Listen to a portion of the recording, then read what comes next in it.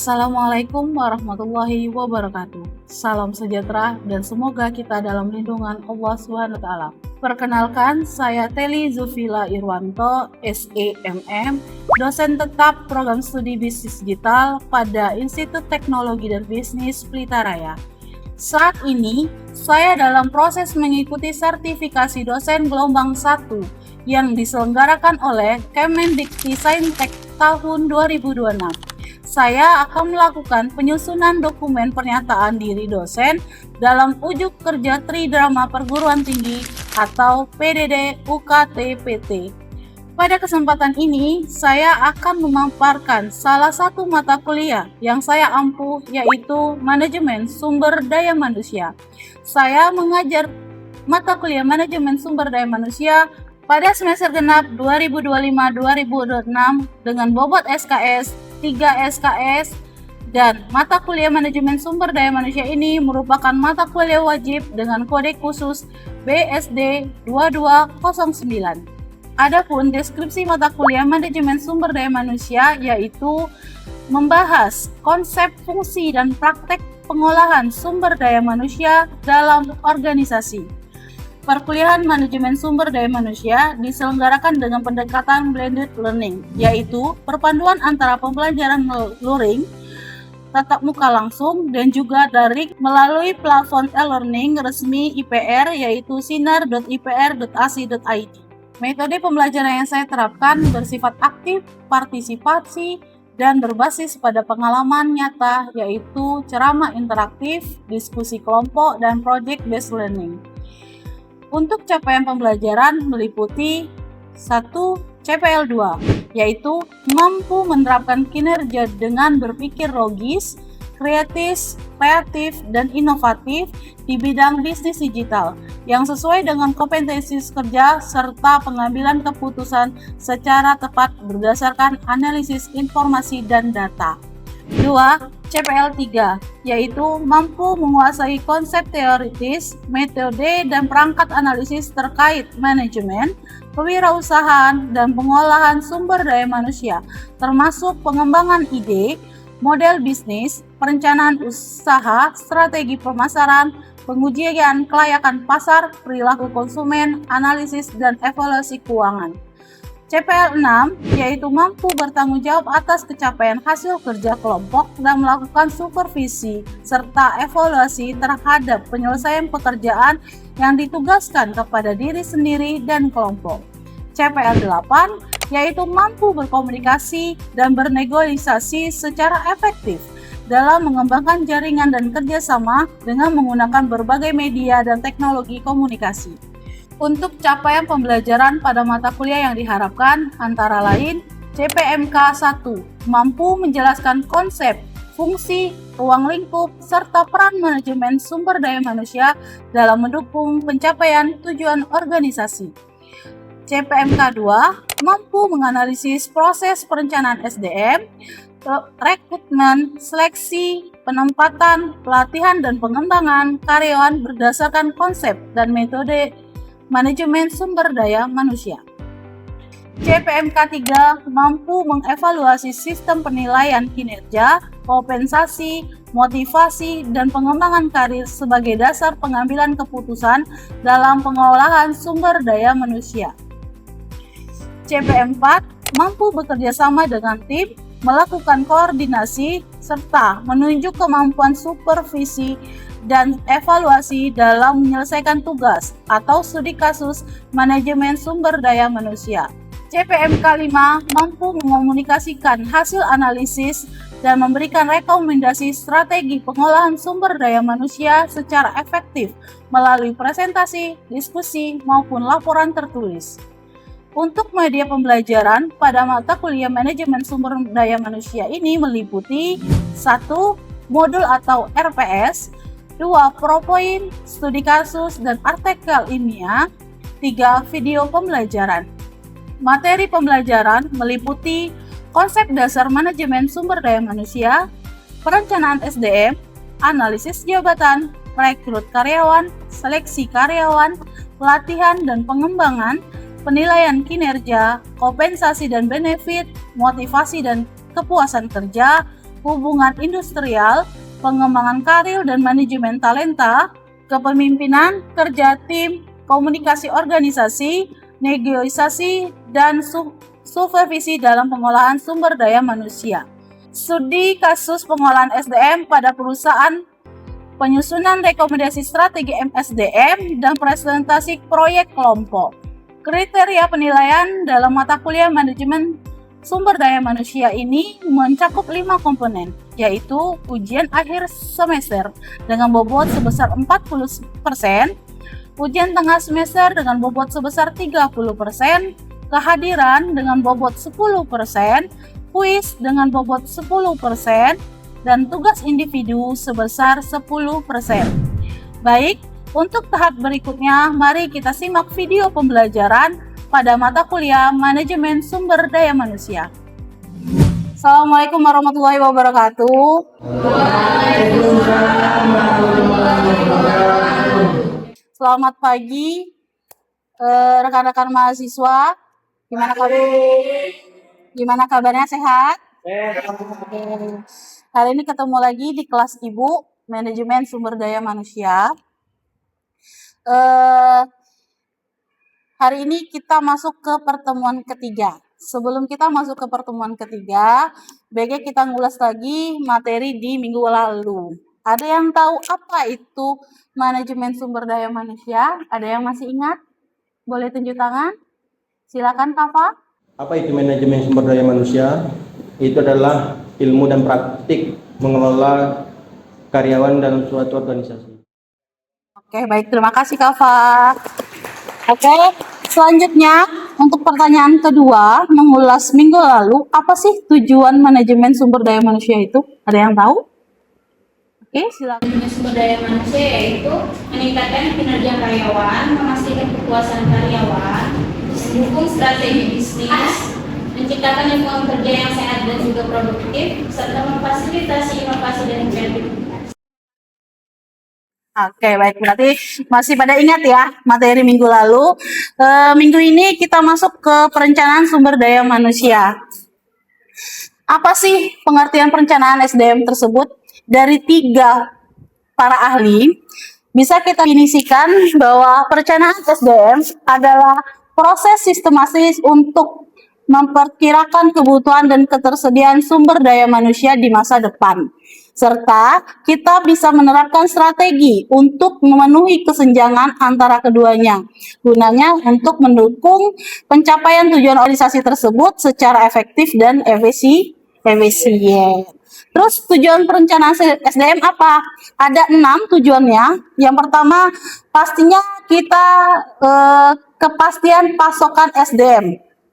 Ya, tujuan kedua, kita mendukung pertumbuhan perusahaan kita. Nah, yang ketiga, kita bisa efisiensi biaya SDM. Dan keempat, manajemen suksesi. Ya, yang ketiga, pengembangan kompetensi, dan yang tujuan terakhir bisa kepatuhan regulasi. Ini tujuan perencanaan SDM. Ya, manfaatnya sendiri kita bisa mengurangi biaya seperti yang Ibu bilang tadi. Ya, manfaat perencanaan SDM tersebut ada dampak positifnya bagi organisasi, manajer dan karyawan. Yang pertama adalah mengurangi biaya SDM. Ya, kedua, merekrut lebih terencana. Kita merekrut itu lebih terencana. Keempat, pelatihan yang lebih efektif. Terus kita bisa orientasi karyawan yang meningkat, produktivitas optimal, fleksibilitas strategis, succession planning solid, dan keunggulan kooperatif. Inilah manfaat dari perencanaan SDM yang akan kita raih ketika kita mau merekrut atau menseleksi sumber daya manusia tersebut. Ya, bagaimana prosesnya? Prosesnya ada 4 tahap. Ya, ada analisis lingkungan, ya, kedua proses kebutuhan, analisis ketersediaan, dan strategi implementasi. Kita bahas satu-satu. Analisis lingkungan SDM kita bisa lihat di dua faktor, faktor internal dan faktor eksternal. Di faktor internal kita bisa lihat dari strategi bisnis. Bagaimana kita rencana ekspansi, diversifikasi atau efisiensi mengaruhi kebutuhan SDM. Yang kedua, kita bisa lihat dari struktur organisasinya, ya, rekrutasinya, desentrasinya atau digitalisasi mengubah kebutuhan posisi dari SDM tersebut. Yang kedua, kita bisa lihat dari budaya organisasinya. Ya, nilai, norma, perusahaan menentukan profil karyawan yang kita butuhkan. Jadi kita bisa lihat dari budaya organisasi. Ya, dari kondisi keuangan, bagaimana sumber daya manusia itu kemampuan finansialnya menentukan besar rekrutmen dan program pengembangan. Terakhir, dari faktor internal ada teknologi internal. Ya, adopsi sistem, mengubah profil kompeten yang dibutuhkan. Nah, dari faktor eksternal sama ada juga dengan kondisi ekonomi, ya, pasar tenaga kerja, regulasi pemerintah juga berpengaruh, sama teknologi dan industri. Juga kompetitor industri juga berpengaruh pada analisis lingkungan SDM sebelum kita mau merencanakan untuk merekrut sumber daya manusia yang kita butuhkan. Oke. Yang kedua, proses kedua ada processing kebutuhan SDM. Nah, ada 6 metode untuk meramalkan kebutuhan tenaga kerja di masa depan. Pertama, ada trend analisis, ya, menganalisis data histori dari jumlah karyawan versus output bisnis untuk memprediksi kebutuhan masa depan. Sederhana, namun ini sangat tergantung pada stabilitas tren. Jadi kita sangat tergantung pada tren.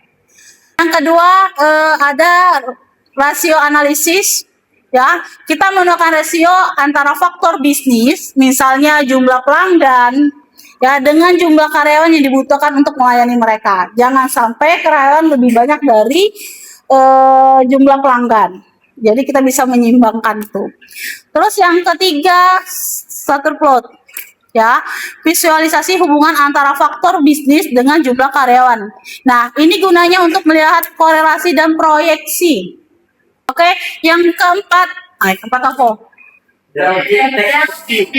Oke, itu adalah teknik atau metode mengumpulkan opini para ahli secara anonim dan interaktif hingga mencapai konsensus terhadap kebutuhan SDM di masa depan. Oke, yang keempat ada manajer lini, itu membuat estimasi kebutuhan SDM berdasarkan rencana kerja dan pengalaman dari karyawan yang kita butuhkan. Ya, terakhir ada simulasi model. Oke, terus tahap ketiga adalah analisis ketersediaan SDM. Nah, kita mengevaluasi pasokan SDM dari sumber internal dan eksternal. Internalnya ada inventaris SDM. Nah, database lengkap seluruh karyawan seperti skill, pengalaman, ya, pendidikan dan sertifikat. Kedua ada skill apa? Ya, skill inventory, peta kompetensi individu untuk identifikasi potensi promosi, rotasi dan jabatan. Yang ketiga, ada identifikasi head potensial untuk mengisi posisi manajerial kritis. Ya, yang terakhir apa, Gilang? Apa itu?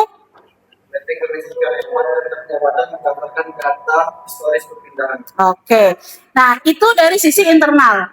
Dari sisi eksternal kita bisa lihat dari pasar tenaga kerja, ya, institusi pendidikan, kompetitor talent, sama obsesi dan kontrak. Oke, nah terus proses berikutnya baru kita bikin strategi rekrutannya. Bagaimana kita punya strategi rekrut SDM-nya tersebut. Nah, ini juga, ya, ada dari sisi internal dan dari sisi eksternal. Internalnya kita bisa buat dia job posting. Pernah lihat job posting? Ada yang pernah lihat job posting? Ya, berbentuk iklan. Kalau di bisnis digital sendiri, pernah nggak lihat ada iklan yang berjalan? Nah, itu seperti itu, ya. Kedua, talent database dan succession planning yang sudah ada, ya. Terus strategi dari internal yang ketiga mungkin bisa kita promosikan karyawan tersebut atau rotasi jabatan berdasarkan kinerja yang sudah mereka laksanakan. Travel program dari karyawan aktif, jadi bisa dibagi mana karyawan yang aktif, mana karyawan yang tidak aktif. Juga, nah ini bisa biaya lebih rendah dan motivasi karyawan meningkat. Seperti itu. Nah, kalau dari eksternalnya, kita bisa buka dari portal lowongan kerja. Pernah lihat lowongan kerja? Banyak ya di Jambi ya. Terutama kemarin ada di Umbari, itu buka. Kalian bisa lihat di situ kalau memang butuh kerjaan. Atau juga sosial media, open house, itu banyak sekali kalau dari sisi eksternal. Nah, terus bagaimana proses berikutnya adalah pengembangan dan retensi SDM, ya. Strategi untuk mempertahankan dan mengembangkan talenta terbaik dalam organisasi itu ada program pengembangan SDM-nya tersebut. Kita lihat dari on the job training. Kita bisa melakukan pelatihan langsung di tempat kerja oleh supervisor atau mentor yang berpengalaman. Oke. Yang kedua bisa kita laksanakan workshop, seminar atau kursus ya dari studi banding di luar lingkungan kerja. Terus ada juga job rotasi. Jadi kita bisa rotasi ke berbagai departemen untuk memperluas wawasan dan pengembangan generalis. Oke, yang terikat apa tuh? Gilang, kurang apa Ibu? Oke. Nah, ini program pendampingan. Jadi bisa menghemat biaya dengan pengembangan SDM. Oke. Nah, strategi rotasi karyawannya ada 4. Bisa kita menggunakan kompensasi atau kompetitif ya dengan gaji tunjangan di atas rata-rata pasar atau di atas perusahaan yang lain. Yang ketiga, kita bisa menggunakan jalur karir yang jelas. Jadi ada peningkatan di karyawan, sistem promosi transparan dan terstruktur. Ya, terakhir bisa kita kasih penghargaan atas kontribusi prestasi yang mereka kasih, sama fleksibilitas kerja dan program well-being. Oke, baiklah, itu materi Ibu hari ini di pertemuan 3.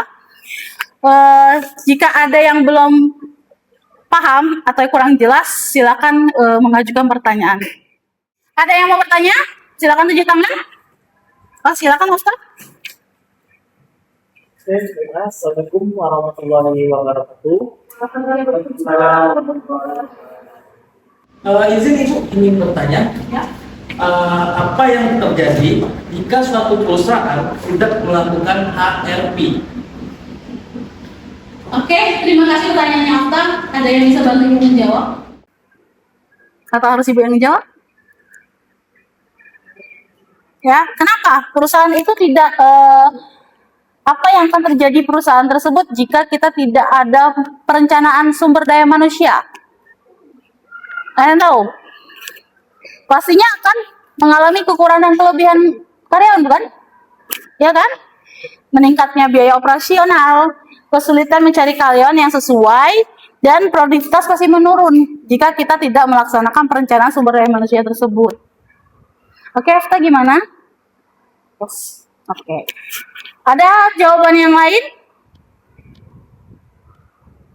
Tidak ada? Oke, ada masih yang mau bertanya? Silakan Tio.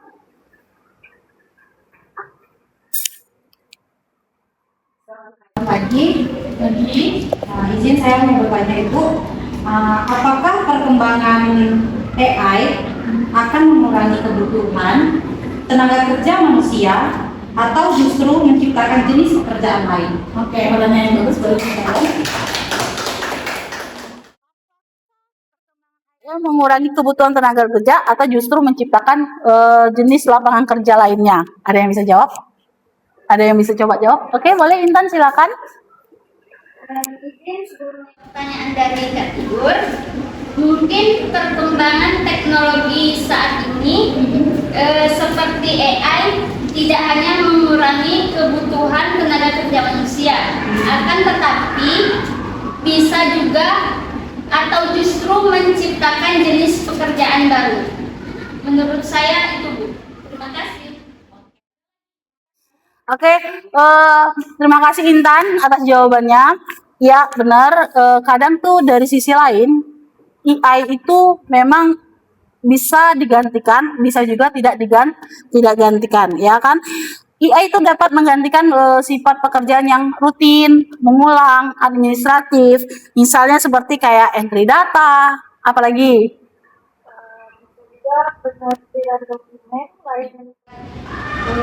Chatbot atau proses seleksi awal pelamar.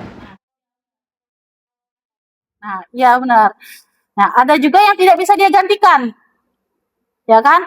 Apakah AI itu bisa punya kreativitas? Tidak kan? Ya kan? Tidak. Apakah AI itu punya sifat kepemimpinan? Tidak kan? Apakah AI itu punya sifat empati? Tidak. Nah, itu. Jadi ada hal-hal yang bisa AI gantikan, ada juga yang tidak digantikan. Berarti sesuai dampaknya itu tergantung dari jenis pekerjaannya sendiri. Seperti itu. Bagaimana, Tio? Oke. Ada lagi pertanyaan lain? Oke, silakan Sarah.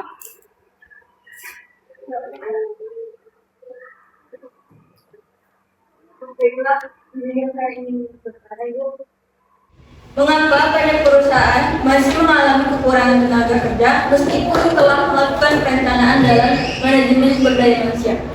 Oke, terima kasih Sarah. Nah, perencanaan itu sering gagal karena lain yang direncanakan, lain yang dibuat. Jadi tidak dengan kondisi nyatanya.